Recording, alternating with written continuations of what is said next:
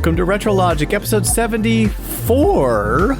I'm Dan Caparello, back from a brief hiatus last week, but I'm back here now, here with John Cummins and Sam Wagers, and special guest, my brother, Adam, from the Retro Groove podcast. How is it going? How's it going, Adam? What's up? It's going rather well, all things considered. Good. You're alive. Not much to complain about otherwise. I am alive. As I mentioned on the most recent Retro Groove episode, I'm still kind of sort of getting over COVID. That was not fun. But the worst part of it, I won't go too deep into this, but the worst part of it is the fact that my kids got it too. I think we all got it from one of them from the school, and they were over it in like a day and a half, like completely over it, like playing outside, running around crazy. Yeah. Meanwhile, I was dealing with it for like at least a week and a half. Ugh. And they couldn't go back to school for 10 days. So they're running around the house all, stir crazy and wild. Meanwhile, I'm feeling like I got run over by a truck. And so that's how my last kind of week and a half has been. But it feels good to feel good again. And kind of, it's interesting when you come out of it, you kind of take feeling good, just a general baseline feeling good for granted. Mm-hmm. So I'm happy to be alive. And it's good. interesting. Good. Yeah. Welcome back. Last episode of Retro Groove. I'm about halfway through it. You've got Seth on talking about the music of Jackrabbit Radio Future, which is super awesome. And you got to talk about BS 2000, which is one of our favorites from the... We're blurring the lines between these podcasts, and I love it. I love the melding, and we're a music podcast, but we're talking about video game composers with a video game podcaster on, and I'm here talking to y'all about Ninja Turtles. It's going to be amazing. The ultimate transmedia property. The ultimate multimedia powerhouse. Awesome, exactly. Well, before we jump too far into things, we have a little bit of housekeeping. First of all, there's some changes coming to how we're doing Retro Rewind. And some of that has to do with a new show that is on the old RetroLogic family of podcasts. John, why don't you tell us a little bit about On Topic Retro? Yeah, so On Topic Retro is a bi-weekly, not twice a week, but every other week podcast. It's going to be basically I'll pick a game and then pick a cast of experts, or what I consider an expert loosely, just somebody that has played the game and really enjoyed the game and wants to talk about it. And we just spend the whole show doing a deep dive retrospective into the game, everything from development to gameplay, talk about the music if it has memorable music, and then each week or each episode I'll collect experiences from Discord servers, and I'll also have a email for any listeners that want to shoot their experiences through email if they're not in the Discord. And yeah, it's just a good old time. It's a project that I've been wanting to bring to life. Really, it was my idea of a podcast, but even before I got with Dan to do this show, was I wanted to do a retrospective podcast of some kind, and then RetroLogic kind of blossomed into something totally different and even probably way cooler than just a retrospective podcast. But that's still always, I just like the history of gaming and bringing all that stuff out. But that's what it is. I'm about halfway through your first show about Dragon Quest, which is just such a cool listen to hear you guys, such passionate fans, really wax poetic about it. I played it a little bit, and so did Adam. He was streaming it for a little while there. A little bit. I played that game a lot. Yeah. A lot. I'm just excited about that podcast. I'm really, I haven't gotten a chance to listen to that first episode yet, but I'm thrilled about this. So John, thanks for doing it, because I'm super excited. Yeah. And I think you're a great host, and I think it's great. I love it. I love listening to it.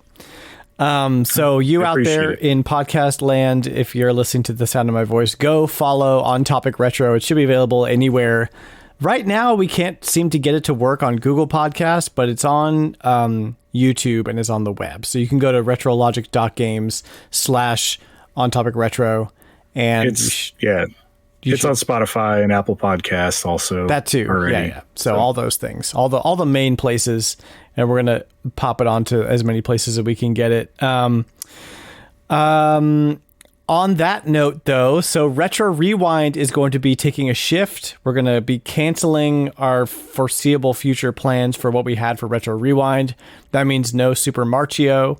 Part of the reason for that, because I know people like to know reasons for things, is that it's just been a little random getting things going with Retro Rewind, and I'd rather have a much more official and streamlined way of doing things with it. And I can't always commit to playing the game or like being on the podcast, the community podcast. So things are changing. It's going to be for the better. There's going to be a much more easy way to keep track of things and what we're doing. I'm going to miss the puns, but I don't think the puns are going away. I think we can still do something special for an individual game if there's enough community push, like Plocktober. So that's a thing. Stay tuned for more news about that as it unfolds. Anywho, guys, let's jump into our icebreaker for this week. And Adam, since you're our guest, you get to go first. What'd you buy? What'd you play this week? Oh man, I'm trying to think. Obviously, this past week I didn't really do a lot of purchasing, but I did a lot of playing. A little bit before that, I was able to, thanks to Zach in the Discord, I bit the bullet and grabbed a copy or his copy of Darkwing Duck for the NES, which is now the most valuable game that I own. It's a lot of fun. I only played it real briefly as a kid, but I'm on this kick where I want to collect like all of the Capcom, like DuckTales and all that stuff. So that's just really, I picked up Chip 'n Dale Rescue Rangers not that long ago. Darkwing Duck is like a $70 game. Gosh. Oh my gosh. Yeah, I got a pretty good deal on it. He made it a really sweet deal. So I picked it up along with another game. It was actually Donkey Kong Country Returns for Wii. And so I'm really happy to have both of those games. And then obviously I picked up Triangle Strategy, as most of us did. Mm-hmm. And for the most part, I've been playing that since it came out last Friday. And I'm about 22 hours in now. And really, really enjoying the crap out of that game. And what chapter are you on? Huh? What chapter are you on? I think I just hit chapter 13. I haven't really done any of the like training battles or anything in the encampment. I've just been like too engulfed in the story to bother like stopping that and going and doing all that. So I'm probably a little bit under leveled because a lot of these more recent battles have been pretty challenging. But I had super high hopes for this game, and it's exceeded all of my expectations, and I'm having a blast with it. So that's what I've been playing and what I bought recently. The year of strategy games begins. Yes. it's tough, man. I don't know how I'm going to get all the time in to be able to play all these games because I want to. It's going to be bad. I feel you. Yeah. Oh, and one more, since you mentioned strategy games, I just made my first limited run purchase, and I have no idea when I'm actually going to see it, but it's I think it's actually on, and I think it's been on the eShop, but it's a game called Other Side with a C, and it's a kind of a dark horror themed strategy RPG with some kind of unique elements to it. So I'm really excited to pick that up whenever it ends up shipping in 6 to 9 months or whatever. So okay, cool. Awesome. Sam, what about you? I have also been playing a whole lot of Triangle Strategy. Like I had to just like slow down for a second, but I don't know. Maybe I don't, because I'm pretty sure I'm going to play through this game multiple times. You have I have to recently almost. become aware. Well, I have recently become aware that there are 4 different endings. Yeah. So Really? there you go. That's interesting. And I am coming up on locking myself into one of them, I believe. I just cleared chapter 16, and I think the last major vote of the game is chapter 17. So yeah, enjoying it a ton. We have a spoiler chat in the Discord. Hopefully I haven't spoiled anything too much for people. I do use the spoiler tags. Yeah, I wanted to talk about something that was a pretty big deal. So I like all caps warning to that one, but I somehow had the self-control not to look at that. I was like, oh, I can't do it to myself because I'm actually playing it. Right. I've been avoiding that whole channel. We're spoiler tagging you're waiting on your collector's edition. Yeah. Mine, I think mine just hit the States, but I still don't have a date on when it's going to be here. But yeah, other than that, I didn't pick up anything new, but I did try out Chocobo GP, the free version, which, as it turns out, you cannot actually like join a friend's lobby who has the full version, as we discovered. Our friend Tim tried to set that up and failed because you need the full version to do that. Stupid. The only online multiplayer available in the free version is with random people. So dumb. So yeah, there's a lot of, just questionable decisions about how that game was marketed, how that game was monetized. The actual gameplay is pretty fun, like as a Mario Kart substitute, which is unnecessary in another week because we're Right. getting new Mario Kart tracks. I'm so Bad excited. timing on that one. Bro, I'm so excited for But that. if nothing else, they have a system of items that works more like Diddy Kong Racing, and that makes me happy. Yeah. So other than that, much more enjoyable racing game experience was F-Zero X, Yes. which came to the expansion pass N64 app on the Switch. I'd never played this one, and I played the Super Nintendo one also on the Switch. That was the first time I'd played it. It didn't really grab me, but F-Zero X is kind of like, I'm much more interested in it. I guess so it really good. is just the 3D. It makes hitting a turn just right a lot more, it feels a lot better to hit a turn like just right, because you have that kind of, because you have an analog stick, that's responding. It's not a D-pad. So I think that is a big difference. And I'm just kind of gaining an appreciation for F-Zero as the unique place that occupies in racing games. I've never been the biggest racing game fan, but I'm like, I get it. Like this is different from just any racing game. Managing boost and trying to explode other racers and all that. It has its own special place to occupy. So I feel like I understand why people like F-Zero now, at least. I'm not very good at it though. No, nobody is. I'm actually trying to unlock. I know there's a cheat code to unlock everything, but I kind of want to unlock it the hard way. So I'm trying to just beat the first circuit, the Jack Cup, on standard difficulty, and struggling to do so. I'm like usually finishing races like 3rd to 6th.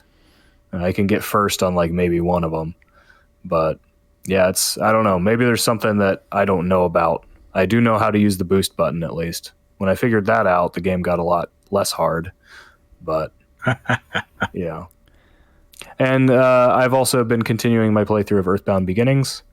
So last week, made the first trip to Magicant, which is a pretty important location, and one that makes an appearance in Earthbound as well, although it looks quite different there.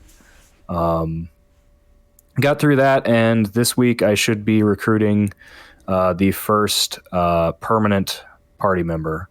I did have Pippi in my party and a flying man. Actually, several flying men. They all died in my party.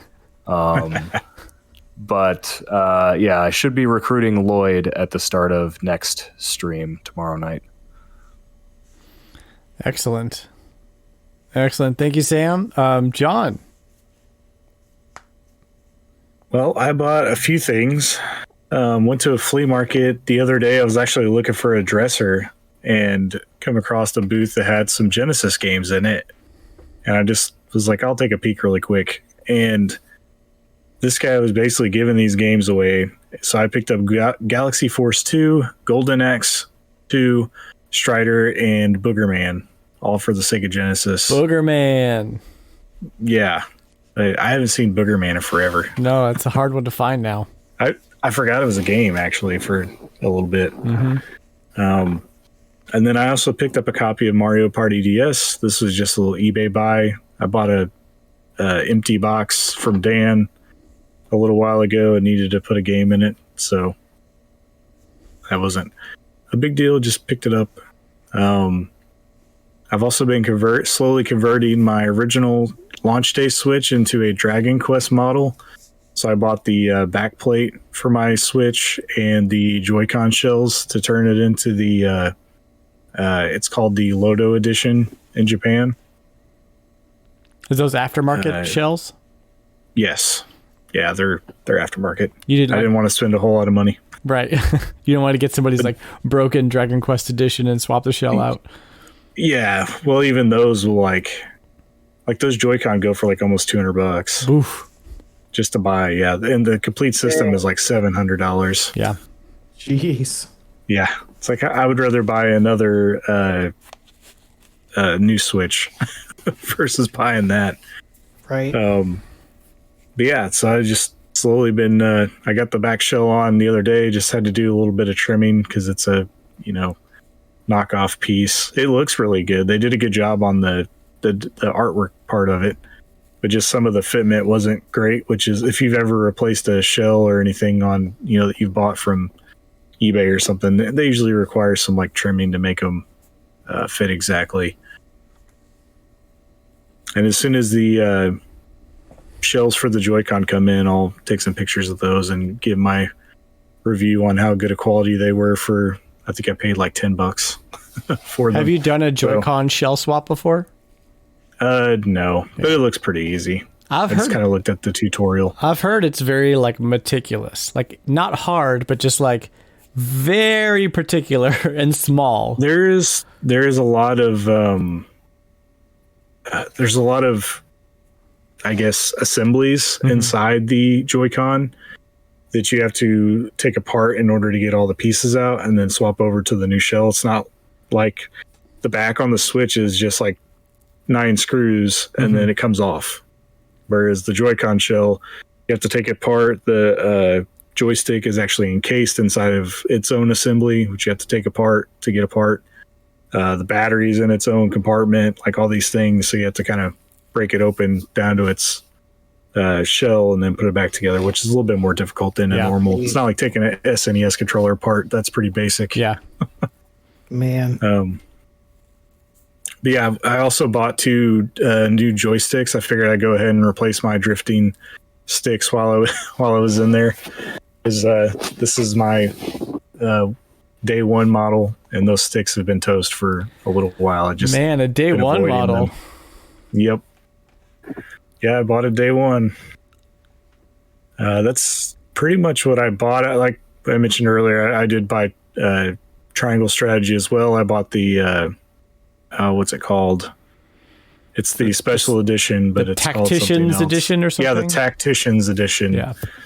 Which was UK and Japan only. So I imported a copy from the UK to open up and check out. It's supposed to come with like some dice and some cards and things. Yeah, and my cool. Nintendo UK got pins for platinum points, and we didn't get anything. That's on. So stupid. Come on. Yeah, I will say though that the way that they put those on there, you have to buy them separately. I'll buy them separately. It's fine. At least let me have the opportunity. Yeah, I mean it's true. I have American dollars. I'm an adult. Let me just purchase them. Yeah, I mean it's usually like whenever you get the sets of pins, like as pre-order bonuses and stuff, they usually come together on the pack. It's kind of weird that these ones are. I guess it's a Square Enix thing. that's pretty much what I bought, though. I also played a few games.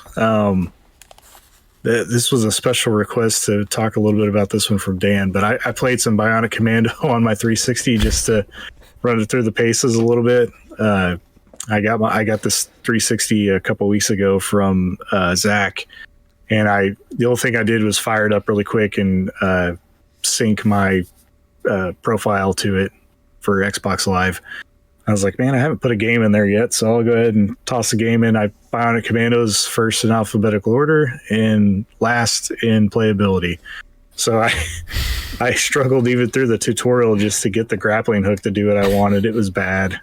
They don't tell you what to do, so it's just like, here's a green beam. It says swing. So I try to swing, and they give you in front of you a wall that's about, I don't know, it looks like 50 feet for the character up in the air, and there's a ledge. So I figure I have to swing and jump over the ledge onto the ledge. I'm trying to do this, and I try for like a half hour. And I was like, there's no possible way to get up there. So one time I grab on with the hook, I go to swing, and when I go to release, it doesn't work, and I swing backwards. And a number pops up on the screen, and it's a counter. So it wanted me to just swing back and forth on the beam 3 times, but it doesn't tell you that. So this whole time I was trying to reach the next portion of what I thought I was supposed to go, and I was just supposed to swing a couple times on this beam, and then it was like lighting up it looked like a Christmas tree on a drag strip. It just put green lights down the wall. I was like, you got to be kidding me. Shortly after that, I gave up. The badness of Bionic Commando on the Xbox 360 is uncalled for. It's preposterous. Even the web slinging. This is like 5 years after Metroid Prime, like perfected first person grapple situations. Well, like, can we get it together? Bionic Commando. It's not even first person, like it's third person, but even worse. Why? Yeah, exactly. Spider-Man on N64, the web slinging worked just fine. Like he just shoots, like, and you go. Why is this so difficult? Ugh. And he wants you to hold. You can't just like press the button and it grabs onto something. You literally have to hold the trigger down to hold on to what you're holding on to. That game is offensive. And you have to release it at the perfect time, and it is super difficult. It's all clunky. I tried it when I was an employee at Game Crazy in our kiosk, and that game is inappropriate. And like the shooting is really bad. Like I'm sitting here and I'm aiming at the guy, and I can see the bullets like going around him in a circle. It's like I can understand if I'm like shooting this gun fully auto, but I'm just like tapping the trigger, like shooting one shot at a time, and they're not even going straight. How the mic. So I ended up just playing the first half hour of the story mode frustrated. I was just melee attacking everybody with the bionic arm because it was way more efficient than using the gun. Just not a good game. Just a bad time.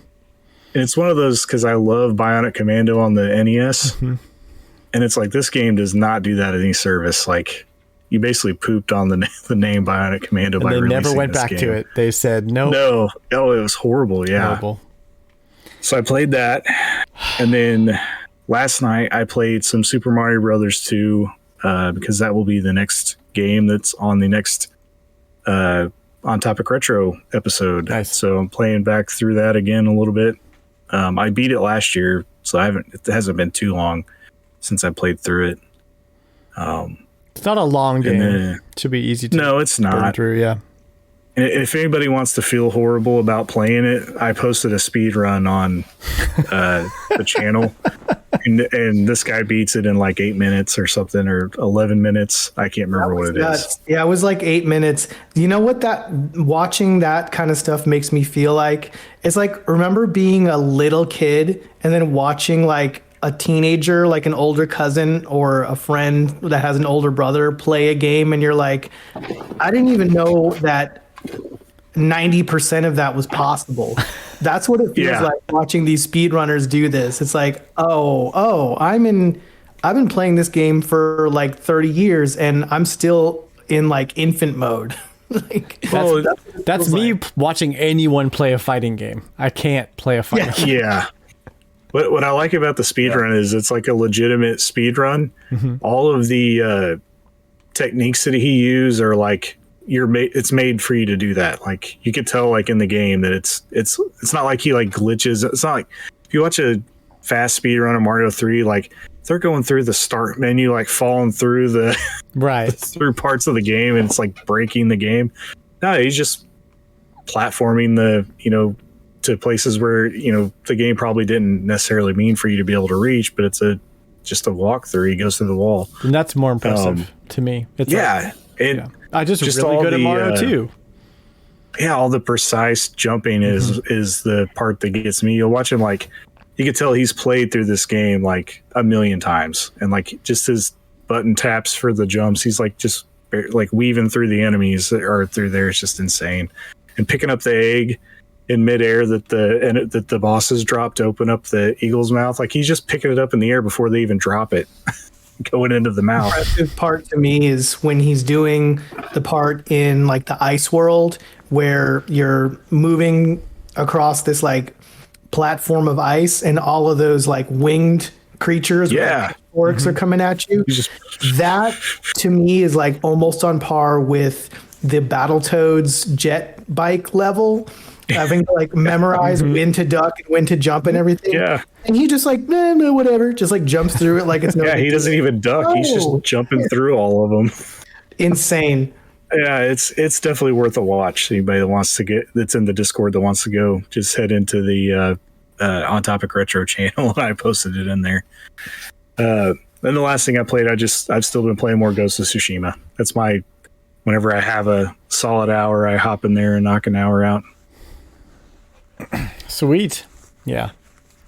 Awesome. All right. Thanks, John. So for me, I picked up, John sold me his spare copy of Advance Wars 2, which thank you, John. And that completes my Advance Wars North American collection.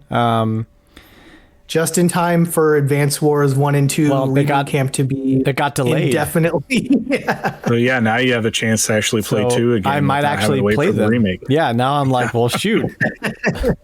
At least I have these. Even when a new Advance Wars is coming out, it's still never coming out. Like that's a problem. Yeah. And this is how you have too many games. It's like when you buy a game on accident that you already own, thinking it's a different game in the franchise. Like I knew I had 1, and I didn't think I had 2. And I thought I had one of the DS games. Well, apparently I had 1 and 2, and I was missing both the DS games. So Dan wins on this situation. I'm not trying to win. I'm just trying to collect games that I love. But I helped you get the DS Advance Wars. Yeah, you did. It was it was kind of like a swap-a-roo there. I helped you do that. So I was in Target the other day, and I knew these existed, but I wasn't like gonna buy one. They have the new series of I guess they're like 9-inch Pokemon figures, and they're like a special edition thing. And there's Articuno staring back at me, and I'm like, I'm not gonna collect these. I have no desire to put more money in Pokemon Company's pocket than is necessary. But I got to do it for Articuno. So I picked up Articuno. He's beautiful. He's sitting over there. Nice, 12-inch wingspan, majestic ice tail flipping behind him. He's beautiful. He's a sight to behold. He's the best Pokemon. And this is kind of interesting because I just went on like a rant for like a week about how I'm like super done with new Pokemon games, and like Arceus was like so disappointing after 10 hours of playing, and then they like announced new Pokemon games. Like I'm done with that, but I'll buy an Articuno figure. So yeah. Also picked up Triangle Strategy. So that's my game right now. That's the one I jump into. As a tactics RPG super fan, I'm super enjoying it. I love the story. I'm so glad they really leaned into the story, because it makes me want to experience all the little side stories that kind of complement everything going on in the world. And the gameplay's solid. Like I love how every character has their own sort of strategy that helps you.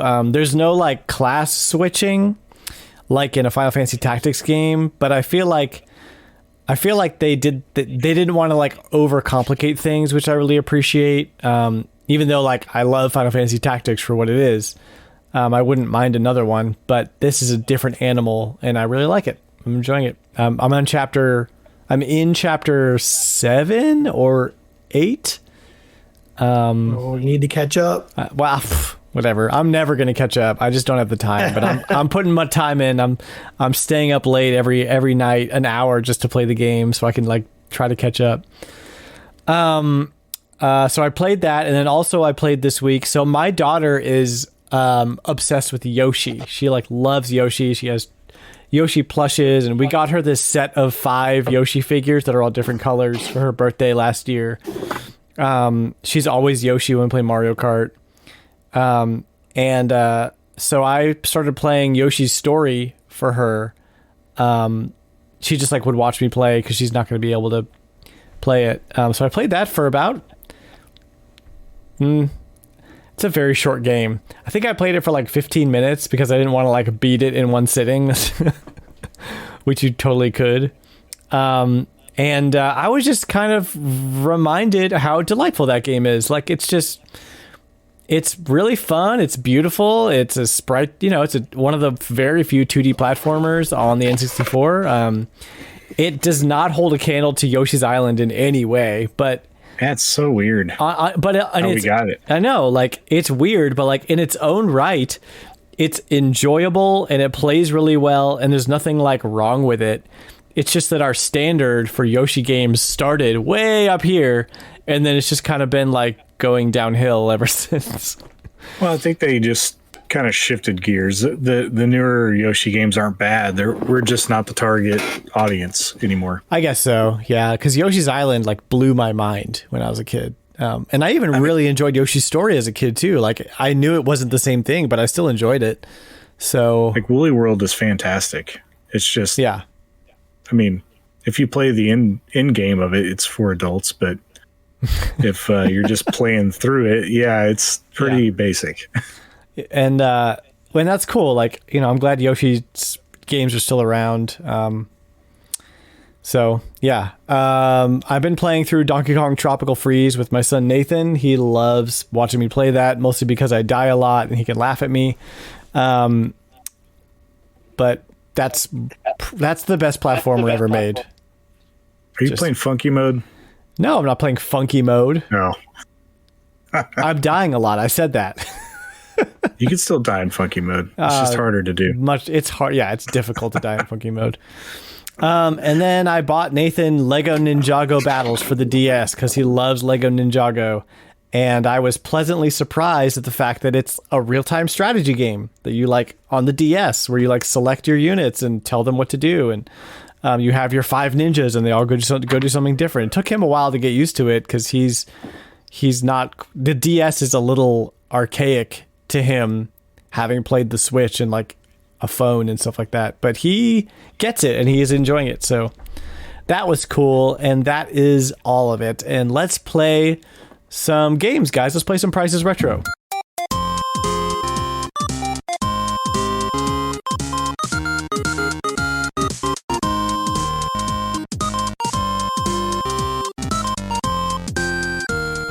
If this is your first time playing Price is Retro, here's how we play. I'm going to list off 4 or 5 games, and everyone else is going to guess how much those games are worth in total. And each of us has a list to guess on, and all of us are going to guess all of it. I can't talk tonight. Each of us has a list, and we're all going to guess on each person's list, and whoever wins the most number of lots wins the episode. Look out for Poltergeist. He always guesses 300, and if he wins, I have to give away a sticker, which I just did last Friday because Poltergeist won a few weeks ago. So I'm a man of my word. That being said, Adam, since you're our guest, do you want to go first? Sure, let's do that. Yeah. Okay, so this is our TMNT episode, right? It is. Okay, so Part 2. So I chose not to include any actual Teenage Mutant Ninja Turtle games. So what I've done, you'll figure it out. You'll figure it out. Okay. Okay, first game. Teenage Zombies for the Nintendo DS. Complete in box.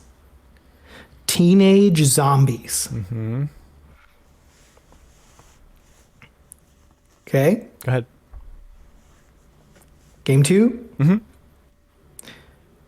Attack of the Mutant Penguins for the Atari Jaguar. Complete in box.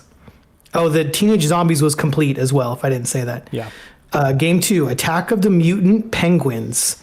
Atari Jaguar, complete. Okay. Got it. All right.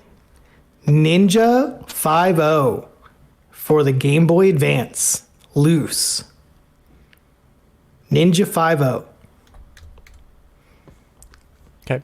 And the last game is Turtles with an exclamation point for the Magnavox Odyssey 2. Loose. What? Turtles? Turtles with an exclamation point. Oh my god. So we've got Teenage Zombies for the DS, complete. Attack of the Mutant Penguins for the Atari Jaguar, complete. Ninja 5-0 for the Game Boy Advance, loose. And Turtles with an exclamation point for the Magnavox Odyssey 2, loose. Thank you for telling me it has an exclamation point, because that affects. Well, it's important. That's the title. It's part of the title. That affects what I think about the game and the price. So, before we guess, Adam and I have very similar minds because we kind of did the same thing. Oh. And 2 of the games on my list are the same as 2 of the games on his. Oh my gosh. So, if we want, if you guys don't mind, if he doesn't read off his individual prices, Yeah.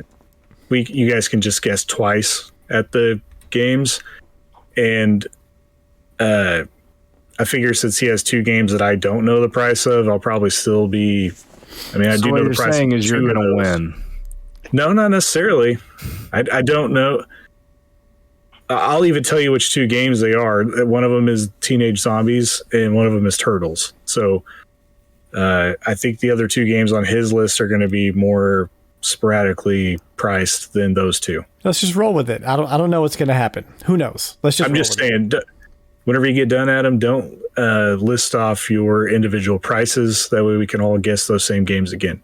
I'm just a guest here, so however y'all want me to do it is fine with me. Yeah, that's fine. I just wanted to be upfront about it. Yeah, that's good. Thanks, John. I'm not surprised. We were gonna find out eventually anyway, but thank you. Yes. Okay. Okay, so I'm gonna guess 175 for Adam's lot. John. Am I next? Whoever. You can go next. I have no idea about the Magnavox Odyssey stuff, but I'm going to guess 275. Ooh, getting ghosty. John? I'm going to guess 325. Oh, very ghosty. All right, so Adam, you're going to give us the total, but not the individual prices.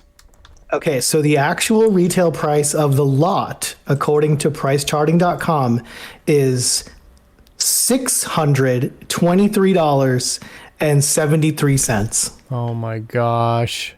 Okay. Well, that's John. So this is going to be fun. Oh my gosh. Okay, because you don't know if the 2 games that I had impacted that price or if it's the 2 games that I didn't have. I mean, Only John and I have an unfair advantage. I know. I have a hunch about which one it is. I'm not going to say it out loud, but I have a hunch. So I'll do my list next so that we don't have to wait a real long time. Let's do that. And we'll go through them individually. Okay, so the first game on my list is also Teenage Zombies Complete in Box for the Nintendo DS. The second game on my list is Mutant Rampage Body Slam Complete in Box for the CDI. What the heck? The third game on my list is Ninja Boy 2 Loose for the Game Boy. Game Boy. And the last game is Turtles with an exclamation point. Completed box for the Odyssey 2. Turtles. Turtles. Hope that's the theme song. It is. I wrote it. Good. Awesome. I'm going to tempt fate here again. I'm going to go 175 again. Okay. Tempting fate. I'm going to go just 200. All right. I'm just gonna say 115. Okay. Okay. Feeling good. Feeling good so far. The total of my lot is 261.07. Adam didn't guess. Oh, nice. So that's Sam. No, the ghost. Oh no, that was the ghost. Me. Wait, really? I went too low. What was yours again? What was your guess, Sam? 200. Oh, the 261. That's 39. Oh. Yep. Ghost took it, man. Took it right out from under you. 61 for I was gonna say if Adam had guessed like $600, I was gonna be so effed. But I'm so glad that he didn't. That's why I said it actually worked out okay because it turns out the two games that we both had are not worth anything. Yeah, that's great. So then Adam, why don't you do your list? Okay, so Teenage Zombies Complete in Box for the DS that both John and I had is $8.12. Right. Mm-hmm. Attack of the Mutant Penguins for the Atari Jaguar is $153. Okay. Complete. Ninja 5.0 for the Game Boy Advance, which I actually used to have this game back in the day, so I'm really kicking myself. Loose is $442. Yeah, I knew it was high, but yeah, I thought 400 would have been like the complete price. This is... I was shocked as well, just seeing... Why? Oh, it's Konami. It's actually also a really good game. Yeah. And for some reason had really low production numbers. I wonder if it was later in the Game Boy Advance. I feel like it was, but that was a long time ago. This is 2003. 2003 would have been 2 years away from DS. So not super Last but late. not least is Turtles. Turtles! With an exclamation point for the Magnavox Odyssey 2. $20.61. That was like exactly my guess. Why is Ninja 5.0 $400? That's bananas. So I'll go through mine really quick. Okay. He already did the first and last. Mutant Rampage Body Slam Complete in Box for the CDI is $87.75. And Ninja Boy 2 Loose for the Game Boy is $120.32. If I would have went Complete in Box on that one, it was over $1,000. Insane. I went high on CDI. I shouldn't have. Too high. And then you were still low. I know. I was like, because everything else I thought was 20. That wasn't my big mistake. That was just a mistake. Okay. Sam, we made that work. Sam, you want to go next? All right. My list has nothing to do with ninjas or turtles or mutants. Maybe a little bit to do with teenagers. But otherwise, it is about regular Joes or irregular Joes, as it may be. Love it. I have Beautiful Joe for the GameCube, complete in box. G.I. Joe, a real American hero for the NES, loose. Car Battler Joe for the Game Boy Advance, loose. And Montezuma's Revenge featuring Panama Joe for the Atari 2600, loose. I'll go first. I'm going to go $210. I'm going to go 170. And Adam? I'm not trying to snipe John. My gut instinct on this was 225. It's fine. Okay, well, the ghost just took another one. No! The total is $346.89. Man, we're all low this round. So Beautiful Joe for the GameCube complete is $37.56. G.I. Joe Real American Hero for the NES, $95.49. Car Battler Joe for the Game Boy Advance loose, $149.26. What is that? And Montezuma's Revenge featuring Panama Joe for the Atari 2600 loose is $64.58. So Car Battler Joe is a Natsume Game Boy Advance game that is fantastic. It's kind of like a... It doesn't look fantastic. It looks like... RPG racing game. It's an RPG. I like it. Okay. Oh, it is an That's RPG. the one that really threw me off. It's like it's like a Mode 7 Twisted Metal RPG. Yeah. Yeah. I didn't know it was as valuable as it was. I think I had it at $100, but... Do you own it? You know. I don't own it, actually. I take that back. I think I own it on Virtual Console. Oh, what's that on? Wii U? 3DS. Okay. So there's a chance yet. For what it's worth, it has spiked a lot since last fall. Or maybe it is Wii U. Everything has. It was at like $120 last fall, and it just kind of jumped up $30. It's Wii U, because there's no Game Boy Advance games on the 3DS unless you had the Ambassador. Well, there's one you guys can pick up for nice and cheap for now. All right. I have my list, and if John wins this one, that... I tie with the Ghost. Yep. How do you do a tiebreaker with the Ghost? Well, have you been putting the numbers in? Yeah. Okay. I guess just whoever got closest overall. Yeah, just whoever got closest overall. So, John, good luck, and we'll see. Okay, so today marks the 17-year anniversary of one of my favorite games of all time. Does anybody know what that is? March 14th, 2005.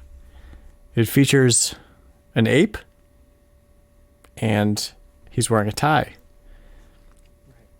And he's in a jungle, and there's some beats to be played in this jungle beat with Donkey Kong Jungle Beat. Thanks, John. I don't know how obvious to make it for you guys. 17 Sorry, years. Dan. What?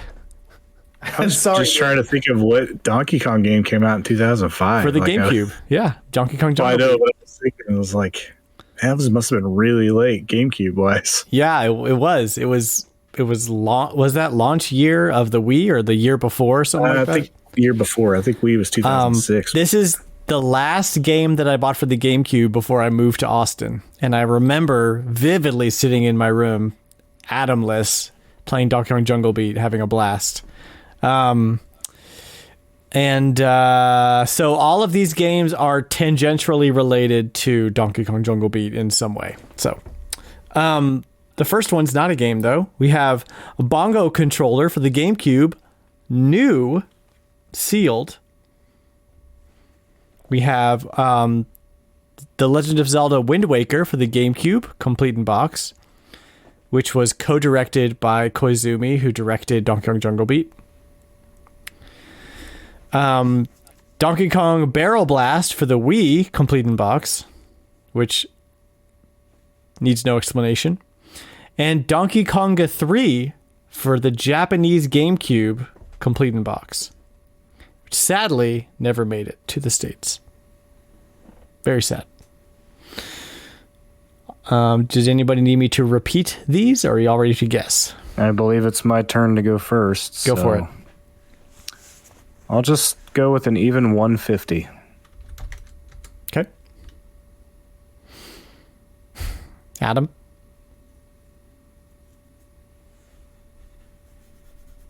Deep in thought. I think I'm going to go 350. Okay. I'm gonna try. We've been like undershooting it every time here, so I'm gonna go slightly above what my gut was on this and say like 260. Okay. All right. So I think Adam wins this one. The actual value is 216.09 with the bongo controllers brand new going for $97.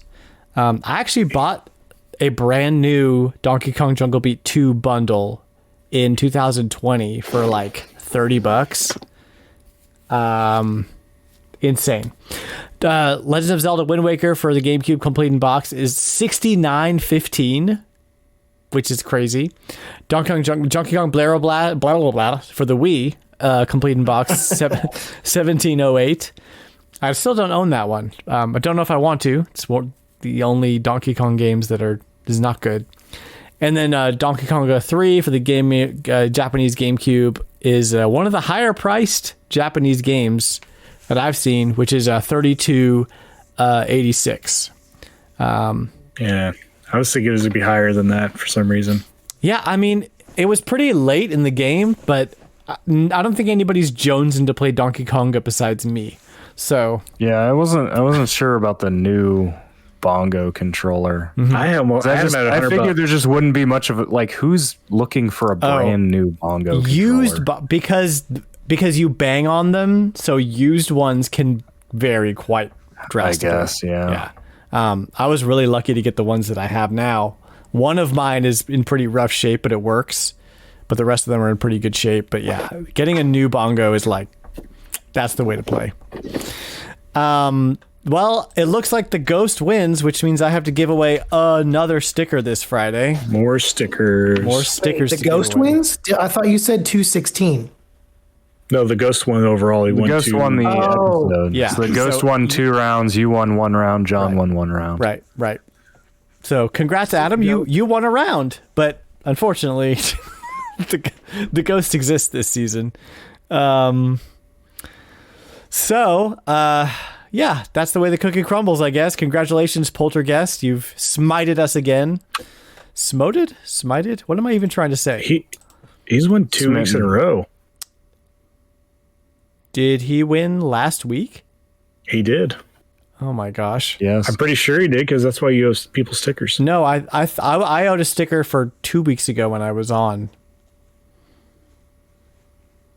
I don't remember what happened last week, but we're just going to start fresh. I owe a sticker to somebody. I'm going to give it away in the Discord on Friday. If you want to be in the Discord and possibly win a Poltergeist sticker, which is this nice early 90s style, gross out humor, hilarious ghost character that I designed, you can join the Discord on Twitter or at retrologic.games. So go do that.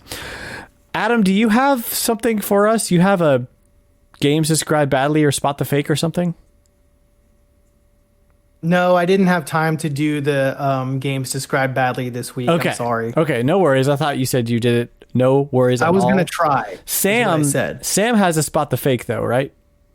Actually, a spot the real. I like doing spot the real because then I get to make up more fake names.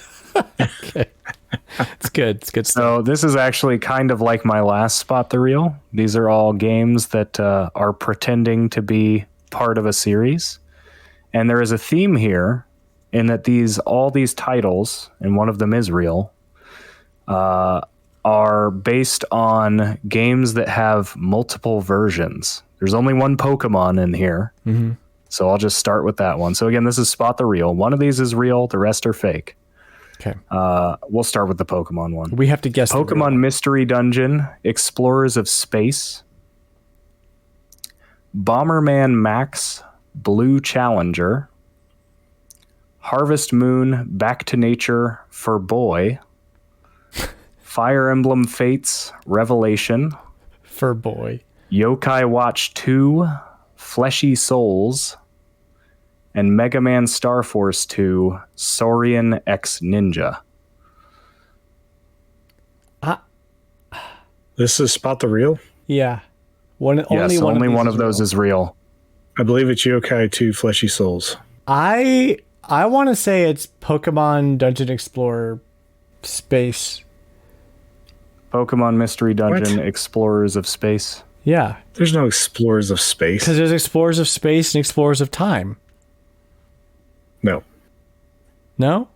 That wasn't Diamond and Pearl? What was the second one? Thing? Bomberman Max, Blue Challenger. See, that one is close, but I think it's supposed to be Hero. Well, I'm going with number 2. That's my guess. I'm going Pokemon. We're divided. Well, Nobody's going to budge. No, You're just going to give us the answer. We're going to see who's wrong. So John is right. Yokai Watch 2 Fleshy Souls, along with Yokai Watch 2 Bony Spirits, is the real. Bony Spirits? Bony Spirits is the other one. So I'm pleased I got Dan with that. So Explorers of Time is a real Pokemon Mystery Dungeon game. So Pokemon Mystery Dungeon, Explorers of Time, Explorers of Darkness, and Explorers of Sky are all real. Yep. Sky's the Wii one that's super expensive. Well, Bomberman Max has 2 versions, which are Blue Champion and Red Challenger. Yeah, there we go. Bomberman Heroes is a different game entirely. Well, I thought I knew it was a different word other than Challenger for the blue one, because I think I owned the blue one at one time. I was trying Harvest to remember. Moon Back to Nature had an additional version for girl, simply titled Harvest Moon for Girl, where it's basically the same game, but you play as a girl. Yep. With some changes. Fire Emblem Fates Revelation was not a standalone release. It was DLC. For Birthright or Conquest. And Mega Man Star Force 2 has 2 versions, which are Zerker X Ninja and Zerker X Saurian. There is no Saurian X Ninja. Amazing. Half of those I didn't know that they were real or fake or anything, so it was a tough call. I get tricky with it. It's tricky. So the ambassador has a Games Explained Horribly for us. He gave it to me a couple weeks ago, but I was gone and, all that stuff. So we're going to do it now. And these are always fun. I like these. He says if there's one of these where he says if we get it right, he'll give me a prize. So let's see what that is. He says the theme is, this is based on the box art. So assumingly, he's going to describe the box art in his bad description. Here we go. Game 1. A man in a green football uniform is standing on a pile of dead goat men firing 2 repeater pistols at other goat men. Yeah, that's got to be Doom, right? Yep, Doom. Game 2. 9 windows show a helicopter, a fat Italian, a drifting car, and a girl in a bathing suit. It's some Grand Theft Auto, right?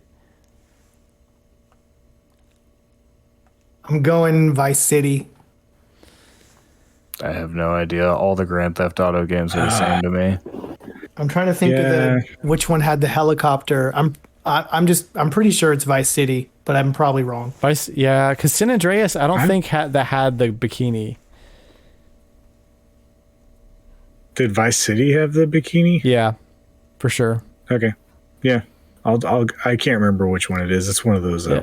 Okay. So we'll go Vice City for now. Game 3. This is the one that if we get right, I get a prize. So everybody put their thinking caps on. A blonde, a small kid, and an orange spiky-haired kid are staring at red birds and a large mossy tree. Is this Mana. Secret of Mana? Yep. Yeah, it's Secret of Mana. Yeah. Yep. Why is that? Why would I not know? Secret of Mana has trees. Why is that one directed at me? It also has the birds on the cover. I'm just wondering why that's directed at me. I've literally never said the words Secret of Mana in my life. You're not the RPG guy. I like a good RPG. I just don't play a lot of them. Okay. By a lot, I mean Grandia. Pigman is a knocked out girl. Pigman has a knocked out girl in his left hand and a bloody axe in his right hand. Pigman? Is this a Saints Row game, maybe? Pigman? Say it again. That might be Hotline Miami. Pigman has I think you're right. Hotline Miami has a chicken head. Let me read it. Pigman has a knocked out girl in his left hand and a bloody axe in his right hand. Pigman? Let's see. Is he a cop? Dirty cop? No, hold on. Pigman. It's not Ganondorf. No. Probably not with the bloody axe. Not with the axe. I don't know that one. Chop link up. My best guess is Hotline Miami. I'm going to move on to game 5. John, you think about that one. Okay. Game 5. Aquatic big dude has a drill. Is that BioShock? BioShock. That's Bioshock. That's good. Aquatic big dude has a drill. Game 6. Final game. A white dog got into some red paint. Okami. All right. Any guesses on game 4? Pigman has a knocked out girl in his left hand and a bloody axe in his right hand. That one's driving me nuts. Yep. Because I feel like I can see the box art, but I want to say Saints Row. don't know the game. Because the pig head to me feels like a mask somebody in Saints Row would wear. I could be. Okay, let's run down the answers. We'll see when we get there. Game 1 is Doom, obviously. Game 2, GTA Vice City. We got it. We did it. Vindication. Okay. Game 3 is the one where I get a prize, and we thought it was Secret of Mana, and it is, of course, Secret of Mana. I can't wait to find out what my prize is. I'm very excited No, about that. we get the prize because we guessed it and not you. No, I guessed it. I think I guessed it first. We're going to roll the tape back, and y'all are going to see that I guessed I'm pretty sure I said mana right before you said it. Whatever. There's I no was tape about to involved say here. it. It's my. He just said he doesn't have a prize for you. He says he has a prize for me. So I'll give you a We might not prize want if that. you want We one. might not want that prize. Exactly. Yeah. He's going to give to him. It's like It's a rotten banana.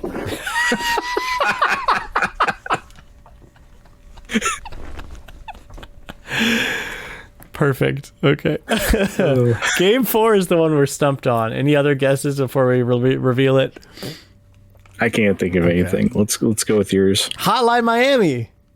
Hey, see? Jeez.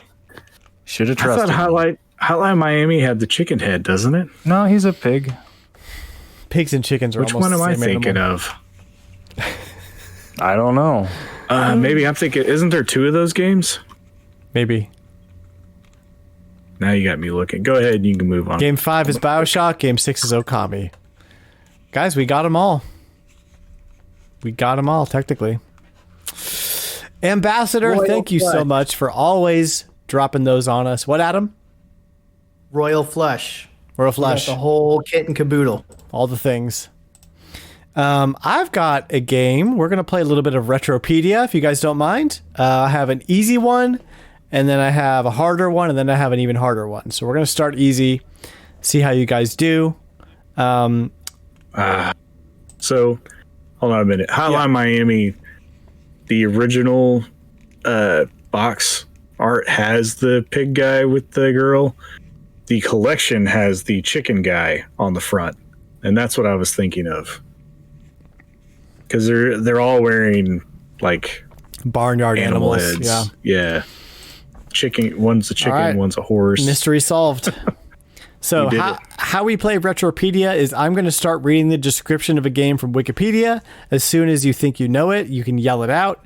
If you're wrong, I'm going to give the other people an opportunity to answer. If everybody's wrong, I'm going to keep reading until somebody else yells it out. So we're going to start with this game. Blank is a fully 3D arena fighting game made by Capcom. Blank. Power Stone. Power Stone. Got it. I had I was it. about to say it. I was like, should I just say Power Stone or Nailed should it. I wait for more It's- details so I can actually You know, be it's sure? never a bad idea to just yell stuff out in Retropedia. Okay, that was an easy one. We're going to go a little harder now. Blank is an action-adventure game developed and published by Rare and distributed by Nintendo for the Game Boy Color in 1999. It is the first game in the Blank series and follows the story of Blank. Conquer. Conquer what? Conker's what was Pocket the- Tail. Conquer Pocket Pocket Tales, Tales. Very good, Yep. very good. All right. This one, I'm only going to read the first paragraph, and if you can't get it, then just going to move on because I think this one's going to be pretty hard. We'll see. Okay. Blank, originally released in Japan as Moving Memo, was a free downloadable application available through the Nintendo DSi Flipnote Studio. Good. Flipnote Studio. Yeah. I didn't know if that was going to be hard because it's like, it's not a game. It's weird, but you guys got it. Guys, John, do you have your cards? Do you have your trivia card? I do. Let's do it. Let's see here. All right. What color are Sonic the Hedgehog's shoes? Red. And of course they are. Oh my gosh. In the game Tetris, what name is given to the shapes that descend from the top of the screen? I know this. Tetriminos. Yes. Yep.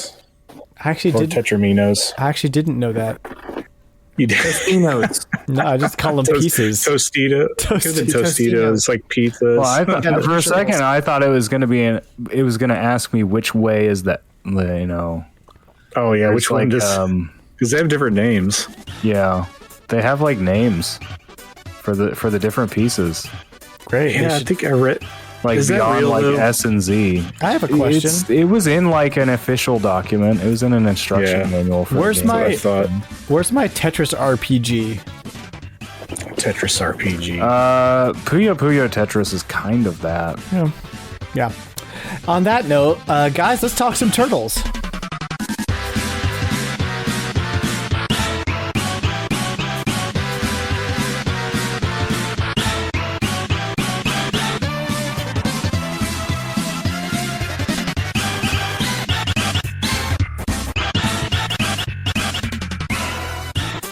Welcome back to the show. We are talking turtles for this show topic, and we have a guest joining us. Adam, tell us about the guest situation. Well, you brought me on as a guest, and I thought, you know what? I might as well, because we have this Turtles theme going on, I'm going to bring with me the biggest Turtles fan that I know, my best friend in the universe, Emily. Hey guys, how are you?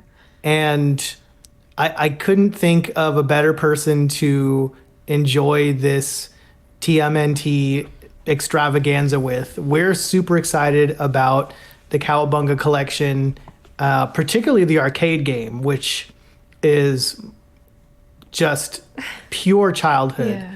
So we're going to play a ton of that, and we're just super excited. Yeah, I mean, I'm just excited that like Turtles in Time gets to be shown, and people are going to be able to play Hyperstone Heist without spending $100 on a Genesis cartridge. Hyperstone Heist. Yeah, incredible. So not to get too.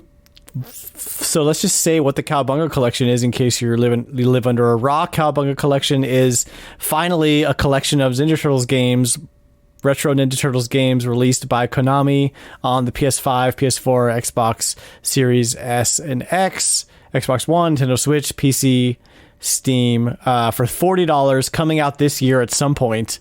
And it has the following games. It has Teenage Mutant Ninja Turtles arcade game, TMNT Turtles in Time arcade game, TMNT for the NES, TMNT 2, the arcade game for the NES, TMNT 3, the Manhattan Project for the NES, TMNT Tournament Fighters for the NES, which is like a $200 cartridge or something. That's ridiculous. TMNT 4, Turtles in Time for the Super Nintendo, TMNT Tournament Fighters for the Super Nintendo, TMNT Hyperstone Heist for the Sega Genesis, TMNT Tournament Fighters for the Sega Genesis, TMNT Fall of the Foot Clan for the Game Boy, TMNT 2 Back from the Sewers for the Game Boy, and as we mentioned earlier, TMNT 3 Radical Rescue for the Game Boy, which is another $100+ cartridge. So for $40, I mean, and a lot of these are going to be playable online, multiplayer. So pretty great. Pretty great. I think they said 4 of them. The 2 arcade games and I think 2 of the Super Nintendo games are going to be online. Is it Turtles in I would Time expect and Tournament Fighters would be. I mean, it's a fighting game. I think it's Tournament It'd be- Fighters and Turtles in Time, and Yeah. then the 2 arcade games. Cool. I wonder if anybody was like arguing over what the best version of Tournament Fighters was when it released, like they did more. I didn't realize there was an NES version. Yeah, I knew there was, but I don't know how good it is compared to the Super Nintendo or the Genesis. It's very different. It's like a totally different game. I can't imagine it being very good for the NES, considering what it is. I've- I was reading that the Genesis version is not very good either. I think Super Nintendo is like the definitive version. I've Surprised we heard could get a Game Boy version. there are apologists for the NES version of Tournament Fighters. It's just a very, very different game. It's not like the Super. They didn't like try to replicate the Super Nintendo experience. They made it its own thing. And so some people say it's great. $214 for the cartridge. So No thanks. Kind of like trying to play Call of Duty on the Wii. yeah, well, I don't know. It's its own experience. But so this announcement is just something that I personally have just been waiting for, because it's kind of like you know or hope that it's coming or wish it would come because it's so obvious, but it just didn't for so long. And then we got Shredder's Revenge announcement, like a brand new game, and you got to be thinking like in the back of Konami's head, like we need to be able to capitalize on this. And I'm so glad that they did. What were y'all's reactions to this news when you first heard it, John? Pretty excited because I haven't played a lot of these. I haven't actually played even the Manhattan Project. I've skipped over that. I played Turtles in Time, and I haven't played Hyperstone Heist. I have 2 of the Game Boy games, but I haven't played Radical Rescue. So pretty excited to actually put hands on some of these and play through them. Yeah, right on. What about you, Sam? Yeah, pretty much the same. Like, I'm pleasantly surprised. It's interesting that they're putting this out so close, presumably so close to Shredder's Revenge. I was really thrilled for that too. So I guess we're building towards, another surge in popularity for the Turtles, or at least, the people in control of the brand are hoping for it. And there's a lot of games here I haven't played. I've played the original arcade game, Turtles in Time, and Tournament Fighters.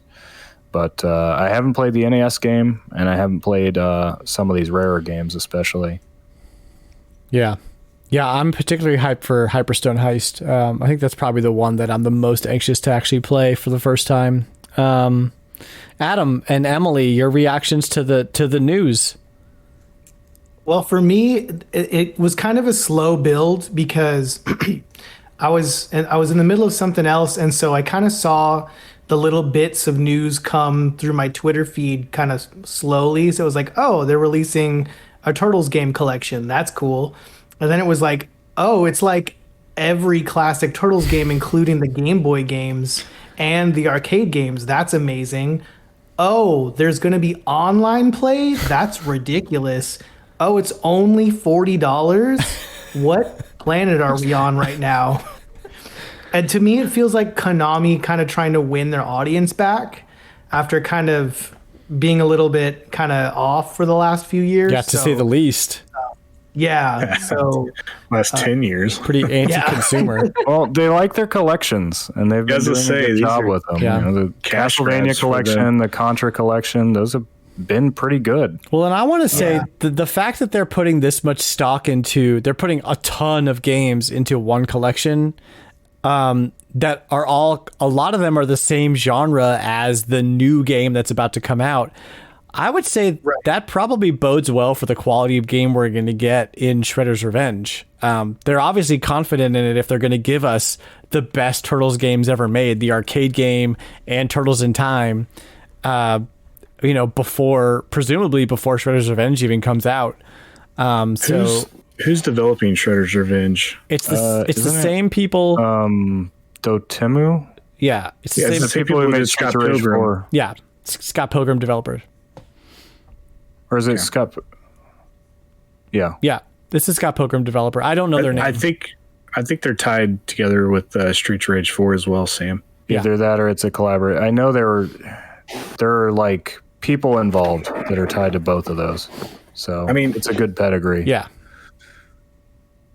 Konami has been doing good with their collections. When I say it's a cash grab, it's not necessarily a knock against Konami, but I just look at it as a way for them to continue to make money without actually making games. Yeah, not so much a cash grab, more like an easy win for them. Yeah. Like, we want this, Yeah. Yeah. If this is a cash grab, you can take my cash, man. Like, Yeah, that's where I'm at, and that's what I'm saying. It's not for more. I mean, if it's gonna be a cash grab and you're gonna ask for cash, I mean, ask for more than $40. Yeah. You know? Yeah. I would have paid 60 gladly. Well, and it's... Go ahead, Emily. Oh no, I was just gonna say, like, for me, I wish I could say that it was a slow build and I knew about this for a long time, but or even that I lived under a rock and that things were calm and still, but I'm constantly on the go. Yeah. And I just found out recently about it, and my first thought when I found it was $40 was I would have paid that just for the original arcade experience. Like Yes. that I would have paid that just for that, because my childhood was just like built on that. Some of my best memories as a kid was at the local arcade, you know, and I would always have my birthdays there. Why? Teenage Mutant Ninja freaking Turtles. That's why, you know, and pizza. And pizza. Which, I mean, turtles and pizza go hand in hand, I mean, obviously. come on. Yeah. You know, And it's now we funny. get to play it without pizza grease on the joystick. There was a part of me that was always looking at those $300 one-up arcade cabinets that have Turtles in Time and the arcade game on them, and like, I guess this is what I have to do to play those games now, you know. But they're going to give it to us for 40. So, yeah, I'm over the moon about it. It's amazing. So good. Let's jump into some of these community questions. We have an anonymous wink wink person gave us a question. It's not John. It's not John. It's somebody else who has the same name and same Discord name. He says, if the Turtles had another brother, what color would you want him to be? What would his weapon of choice be? And what would his name be? So we're going to go around the horn here. John, why don't you go first? This is a good question for you. I was thinking about it. I was trying to think of a famous artist because that's usually what the names come from. So I guess his name would be Andy, which would be weird. Andy, like Andy Warhol? Yeah. Nice. Yeah. Well, And, I wasn't sure how strict, if it needed to be like Italian Renaissance, because that No, really They're all pretty, yeah. I mean, it's a name. You could call him Bobby. So my preference for name is actually Rembrandt, but you could call him Remy for short. Yeah. Which I think works pretty well.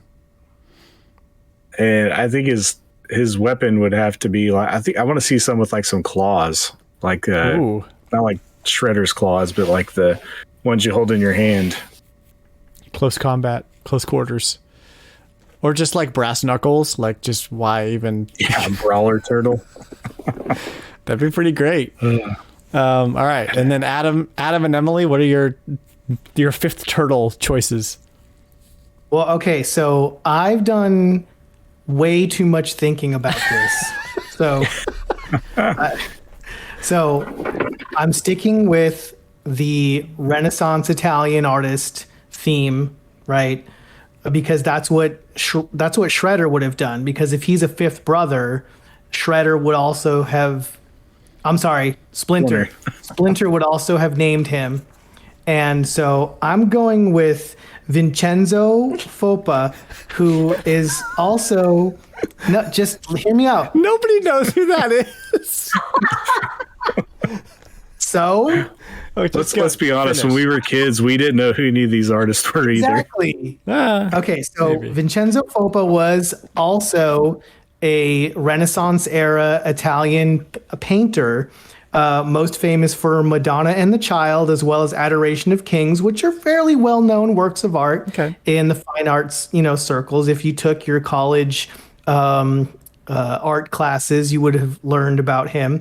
And it works well because, as we know, the original Turtles names have to have a catchy nickname, right? So Vinny is very catchy, as just, Raph, Donnie, Mikey, Vinny.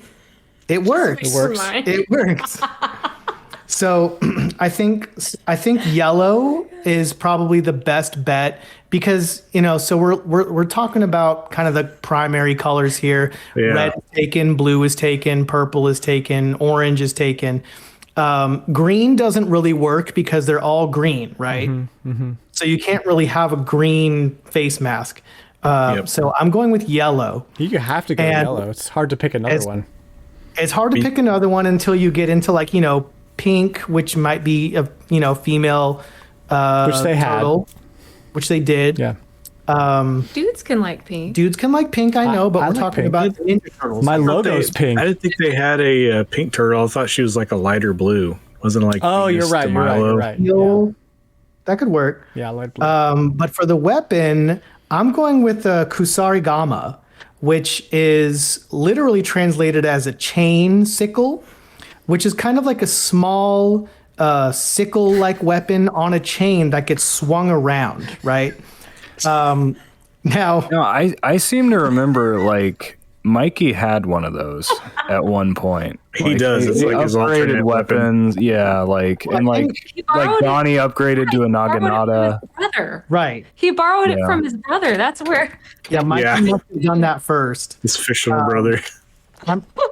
I'm pretty sure that the first boss in the original Ninja Gaiden used this weapon. So it's not all that out there. It's kind of a close quarters and mid-range weapon. So I think it fits well. I kind of thought about a bow and arrow, but I think fitting with the Turtles theme of more close quarters and mid-range combat, Oh my god. I'm going with Sarigama. That's my final Oh answer. my would- gosh. Okay. I was thinking the kunai, but I think all of them have those as backups. Take Right. a break and come back to this. Okay. Emily, you need Okay. some time, or you go ahead. No. I'm good. I Ready. had so much time right now while he was talking. Okay. So in my opinion, the fifth brother's name should be Guido. And you know what? I've got to disagree with Adam here. I Mildly do think offensive, but it's okay. it was a different time. Okay. then. Okay. All right. Okay. So Guido, I've got to disagree with Adam here on the color green because see Guido, he handles the money for the group. I mean, they kind of went commercial, Yeah. and so naturally, since he handles all the money and he pays people off, I mean, that's his weapon, bribery. Of course. He's not real physical, right? He just pays people off or pays other people to do the job. His weapon is Mob just boss being turtle. like, his weapon is just like, hey, Foot Clan, I'll Tommy pay you gun. double. Like that's his weapon. Well, ninjas No are fight. spies first and foremost, so that's Yeah. probably the most ninja thing to do, really. I mean, That's true. Yeah. That's not bad. Very sneaky. And I mean, there's different shades of green. Like, what if, like, I like to think of, like, when the Turtles released as toys and, like, they were all different shades. So, yeah, you could have a headband that's a different shade than your body. It's really cool. like a lime green, neon green. I'm Yeah. gonna request that he has dollar signs around his eyes, though, Oh, on the mask. $sign sunglasses. yeah, he's got to. He's all green. I love it. I love Guido. He's my favorite turtle. Sam, do you have a? around his neck. Well, yeah, I already said Rembrandt. Yeah. For color, like I agree. I think yellow is the best choice, but you could also do white. Black is technically taken by Slash, and I Yeah. think Oh, I gotta get a Slash. like a figure. fifth. If you're going to introduce a fifth brother too, I think having him be kind of standing out, having a non-primary color is a good way to do that.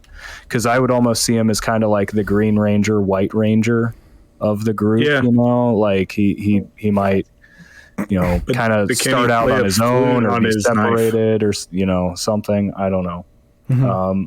Weapons, I think Tonfa would be an interesting choice as well. Most of the turtles have dual-wielded weapons, so that would fit that. Donnie's the only one that doesn't dual-wield his weapons. So, yeah. Well, the bow staff is kind of a two-handed weapon, but yeah, you're right. You're right. You could just have two bow staffs. Double bow. That would require bow staff skills, though. A bow and arrow would actually be an interesting one too. Yeah, I really Have somebody strongly with a considered ranged that. weapon. Yeah, that's not bad. Okay, so the only like differentiating thing that I can think of here when it comes to the turtles that hasn't already been discussed is that there's a whole other like evolutionary path for turtles, which are sea turtles, right? So we've got 4 land turtles, obviously, because they're walking around on land all the time. They're not like shuffling along, laying eggs on the beach. So you have a sea turtle, right? And he has normal hind legs, but instead of arms, he's got these flippers, right? So instead of using like weapons, he does like taekwondo, like leg stuff, right? That's his weapon, is all like martial arts leg takedowns and stuff like that. And it's, So he's gonna look like one of those weird fish people from SpongeBob. yes, he's gonna look like one of them. And I don't have a name for him. I guess his name could just be like Len, Sandy. like Benji. Teenage Mutant Ninja Benji. And his color is tie dye because he's a hipster. Psychedelic turtle. He's a hippie. Yeah, he made it himself. He wanted to be a Ninja Turtle so bad, but all the colors were taken. So, yeah, Benji the Ninja Turtle, the 5th turtle. That's my take. Way of the flipper. Exactly. Way of the flipper. But like, if they ever need to go underwater, you know, who are you going to send? You got to send Benji. That's why that level in the Turtles game is so infamous, because he didn't have Benji. Yeah. You need the sea turtle for that level. Exactly. All right. So our next question is from Solo Something, who asks, which one do you think fights over the slice of pizza? Which turtle do you think would go... hold on. Sometimes people don't write things correctly, or sometimes I can't read. I don't know which one it is. Which one do you think fights over the last slice of pizza? Okay, these are a bunch of different questions. Guido. Yeah, he's so He greedy. just buys it? Like, Exempting him, I would say Raph. Raph, definitely. It's Raph. It's Raph will really- fight anybody over anything. Yeah. I think it depends on which turtle series you watch, because like the later ones emphasize that Michelangelo is all about the pizza, and the other ones just kind of eat it. Yeah, but he's not gonna fight another turtle over a piece of pizza. Yeah, he'll like split it. Mikey will split it with you. Yeah. Which turtle do you think would go evil ninja first, besides Guido, obviously? Probably Raph. Again, Man, yeah, he's got a dark I side. mean, yeah. Raph or Leo predominantly. You could pin it as like Leo cracking under the stress of being the leader. I could see Leo going dark like that, just from the pressure, right? Of just being the one that's always got to have everybody else under control. Mm-hmm. And then just, I don't know, him snapping one day. What about like Michelangelo if he takes like a Joker stance? Yeah. Oh, he just goes, yeah. Insane. Too much pizza. And then Donnie just gets tired of everyone's crap and is just like, I'm done. Yeah. Just kidding. Just gonna build myself a boat. And See get out that of here. too. Yeah, he would be like the Dr. No, like Yeah, have all exactly. the Mad technology hideout and everything. Final question from Solo Something. Do you think Splinter has a favorite, and who is it? I mean, guys, I think we know the answer to this one. Because he paid him off? Is that why? He has made the turtles very profitable. That's all I'm saying. Okay. Merchandising. He has paid for Splinter's retirement. Yeah. I think Donatello, like he's like the mild mannered, good kid. He like does his job well, you know. Bow staff. I think he's the actual favorite, right? He's like the easy kid. He's the one that causes the least problems Exactly. out of all of them. He solves problems. He does. Yeah. Let me answer the question with a question. Who made Leonardo the kind of de facto leader? That's true. Splinter does train Splinter? him. Yeah, I think so. That doesn't mean he's his favorite. He just thinks he's the most responsible. I would agree with that. Yeah. I'm just saying. Adam, firstborns aren't technically the favorite, okay? Just get over it. Well, we all know the youngest is the favorite.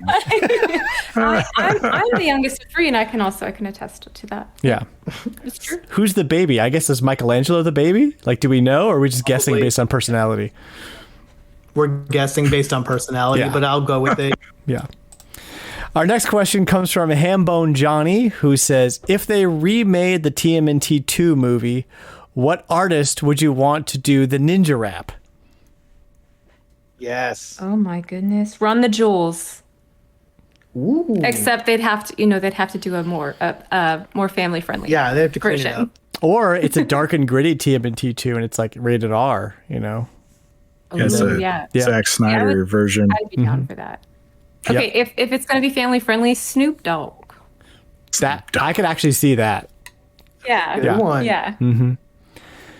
Oh man. I think they bring Will Smith out of rapping retirement, and he'll do it. That would he- be. would Has he- he done any music at all in the past? I don't know. Be Would Big he Turtle do it is the style. question. Would he? Big Turtle style. Can we For get a enough money, he'll do redo of Can we get a redo of the credits rap from the first movie as well? Oh yeah, Power. is that the TURTLE power? Yep. That's a good one. Yep.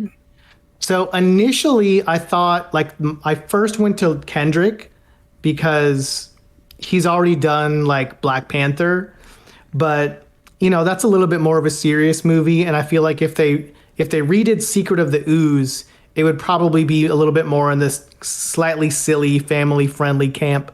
So instead, what I was thinking, instead of Kendrick, I think I would rather go with one of two. Either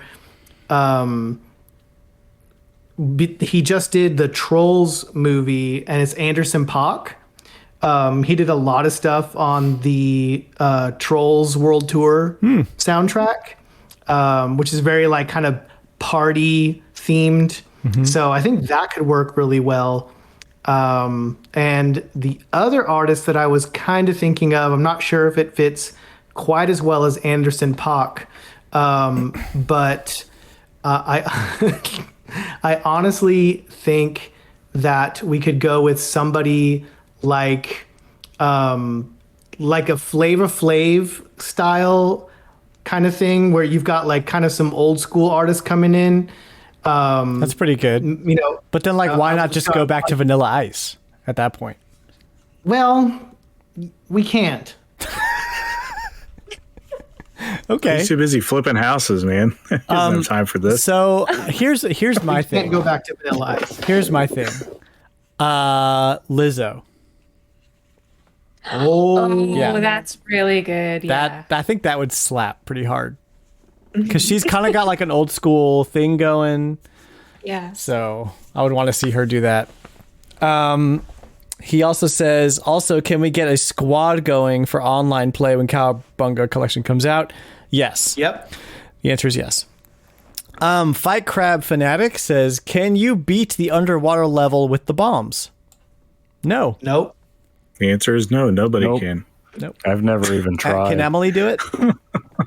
Probably. I mean, there's not much that I can't do, so Well, I'm kidding. That would be terrible if I was actually like that as a person. That would be terrible. No, I wasn't going to doubt you. I mean, I obviously can't. know. I have no proof that you can't do that. so- But I can't. I'll tell you who can. No. Benji. Benji. All right. Oops asks us if you could add any unannounced character to the upcoming Shredder's Revenge, who would it be? He says, for me, it's Casey Jones and Yojimbo, the Samurai Bunny. Samurai Bunny. Yeah, Casey Jones, I think, is a choices. shoe-in for sure. I don't like, you think about how many Turtles games there have been, and Casey Jones is rarely playable. I don't care. He's not even Tournament Fighters. He wasn't playable in that. Like, He's got to what be in the in world? I want to see some enemies in there. I want to see. I agree. Bebop, but, Rocksteady. I want to see Metalhead. surprised. That's what I want to see.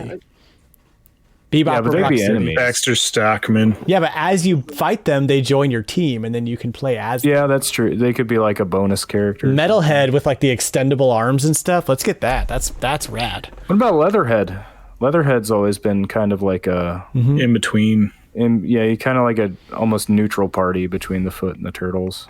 He's more of a good guy though. Like he's kind of He's an anti-hero. Usually, yeah. Yeah. But he's usually initially an antagonist, Yeah. at least. he's like Knuckles. Okay, hear me out. Hear me out. I'm going real left field here, but this is one of my favorite B tier Turtles characters. If you say Guido, I swear to God.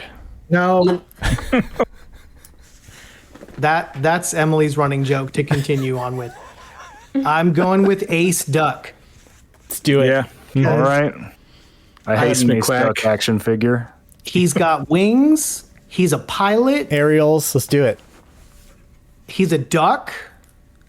That triple threat guy. What about Napoleon the Frog? Oh yeah, let's get that frog in there, man.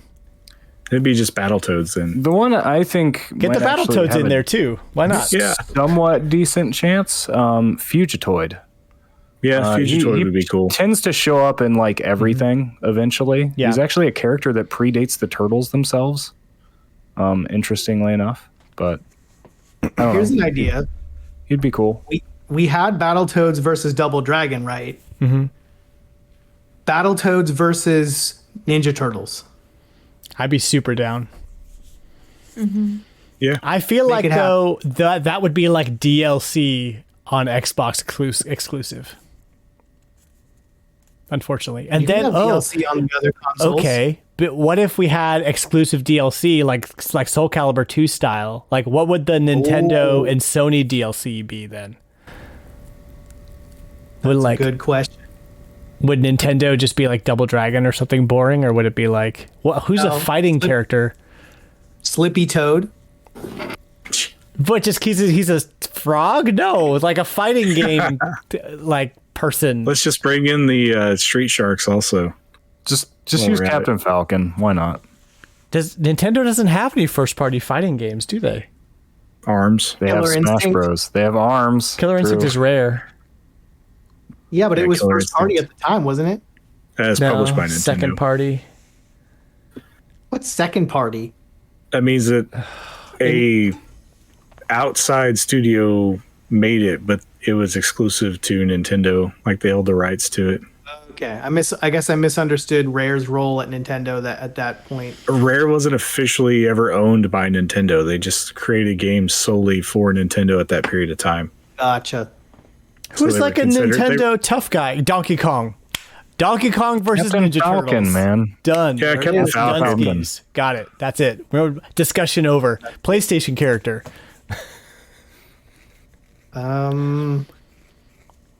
Crash Bandicoot. Kratos. Kratos. Sly Cooper. Oh, Sly Sly. Cooper. No, Sly Cooper could be a Ratchet Ninja and Turtle. Clank in there while you're at it. He's very ninja-like. Very I mean, much he's so. He's a thief. He's a rodent. He steals away under Yeah. cover of darkness. Sure. And he's an animal. I'm down for that. person. All right. Chris HL94 asks us, strangest pizza toppings you've ever eaten on a pizza. He says, from what I remember, the original TMNT cartoon, some of the pies in there were a little sketchy. Oh, they had the Those had anchovies and meatball. No, it was never No. anchovies. There That was was the that- one Or no, thing they wouldn't did- eat. There was that yeah, one. that was the one. I actually like anchovies. I actually I like like- anything salty. I will eat on a pizza. I like anchovies. Can't do pineapple. Can't do it. It's I was gonna say bad. I love pineapple on pizza. Most people would call that weird. so- horrible. Disgusting. I can Wet, sweet, hot tolerate it, fruit. but it's not something I would order by choice. I would never eat it. So Salami on pizza, very underrated. Capicola is my favorite. It's not that weird. Oh. Pesto instead of tomato sauce. That's what's up. yeah, but that's not weird. You're not weird. Weirdest, I would say. I mean, like nothing I get regular. Like Mellow Mushroom has some like weird pizzas that they make. Like They've got a pretty good it's like potatoes and sour cream and something. Ooh, yeah. Okay, so there's a place. There's a place near where I live that does curry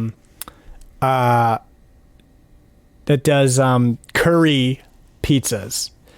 And so what they do is they take like a chicken curry dish or whatever, and they'll just put it on a pizza crust, basically a naan, but it's like a pizza crust, and they call it curry pizza, and that is slamming. That's some good stuff.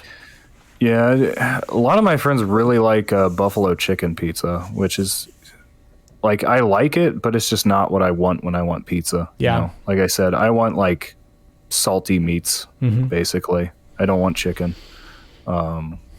But I don't know about weirdest.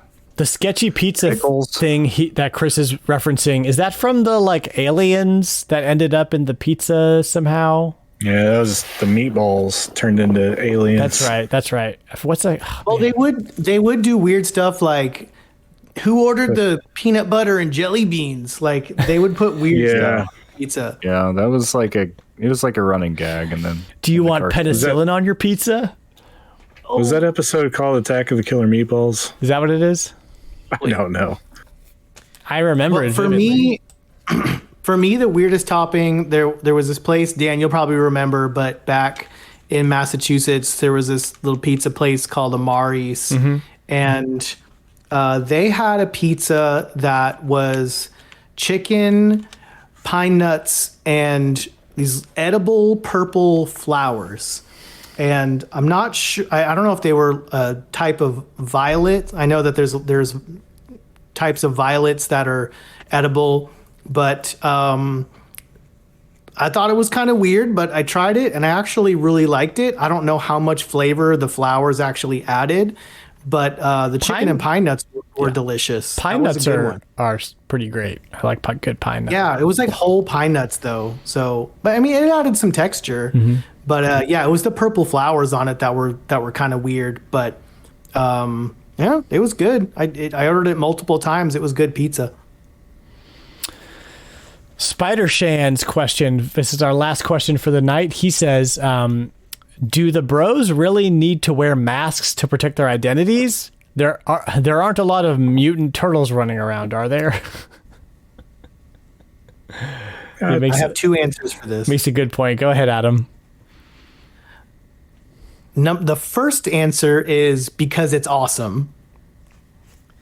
And secondly, as most people know, the origin of Teenage Mutant Ninja Turtles was a comic book that was created sort of as a parody to the comic books of the time. So, you had a lot of... Specifically Daredevil, actually. Yeah. Right. You've got Whoa, really? Yeah, you've got the Foot Clan, which was a spin on The Hand, which was the evil entity. And Daredevil is trained by a mentor named Stick. Yeah. So there's that, and there's of course there's a lot of martial art kind of that actually blows my mind right now that it was a parody of Daredevil. But he gets his powers from a chemical spill. Because it's bigger than Daredevil. I could never hope to be now. It is now. Yeah. Oh, definitely. But then when they went kid friendly, obviously the original comic book was in black and white. There are some covers that were in color, and actually all four turtles masks were red in the initial comic books. When they went more kid friendly, they thought that, the kids would need some kind of differentiation to be able to tell them apart. And that's where we got the different colors from, because how else are you going to tell, four mutant turtles apart from each other than some colored masks? So the biggest reason why they were all different colors at the time was because it was a kids' TV show. And what are those designed to do? Sell toys. Can't sell all red masked turtles because it all look the same. You have to make them look different, so the kids have to buy one of each. They took some advice from Guido. Yes, Guido's the one that organized the whole thing. Guido. Yes.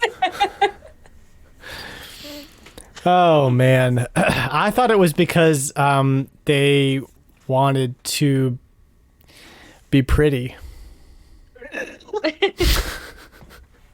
And they were. They also have the trench coats. That's to true. hide their identities. Some of the best action figures were the trench coats with the masks. Yes. Love that. Oh, yeah. Hats. Forgot about that. Oh, man, you guys are going to make me want to buy more action figures that I really can't right now. Do it. Well, you've already made me want to eat pizza, and I can't right now. Yeah, pizza's kind of rough right now, this late. Is it, though? It would be for me. That much. All right, guys. Well, this about wraps up our turtle talk. I don't know if we got anywhere, but we met Guido, so there's that. When we come back, we're going to... well, that was pretty much our community couch, too. So we're going to skip right to the end of the episode then. Bye. Just kidding. I want to thank Adam. And Emily for jumping in and talking some turtles with us. Adam, why don't you talk a little bit about Retro Groove and any other stuff that's going on? And Emily, if you have anything you want to plug, you can plug it, or you can just say goodbye or hi, or you can sing a song. Groove has Retro Groove. You want to sing a song?